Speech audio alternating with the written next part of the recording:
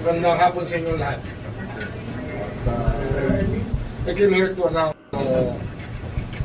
that there was a recommendation and I signed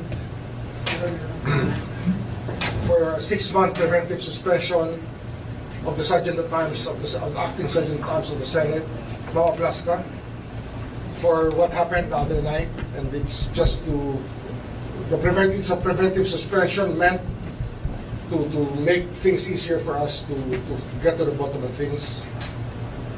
Kinakailangan kasi na mapag-aralan yung pangyayari na naganap sa Senado noong 13 ng Mayo, noong gabi, at madaling araw kahapon lang yun, madaling araw kahapon, kung saan nakaputukan at tila tumakas sa protective custody ng Senado si Senator Bato de la Rosa na merong warrant of arrest galing sa ICC. At yun ang mahalagang balita na inaanunsyo ko ngayon sa inyo lahat sapagkat kinakailangan kumilos tayo sa bagay nito. Gaano po katagal yung preventive suspension? 6 months. And nakausap niyo na rin po ba si Senator Sergeant at Arms Ablasca? Hindi ko kaya nakausap.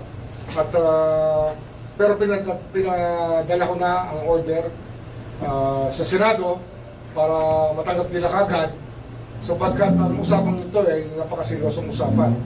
Sa isang opisina na itinatag ng ating saligang batas, ang mga pangyayaring ito ay hindi katanggap-tanggap, lalo-lalo na na siya ay gumaganap bilang Sergeant at Arms at siya pa ang nagpaputok unang putok ng baril.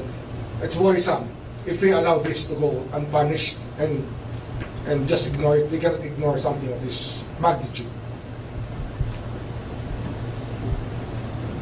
Sir, good afternoon. Yan is Kapanti of GMA News Online. Sir, yung 6 months preventive suspension without pay, would that be correct?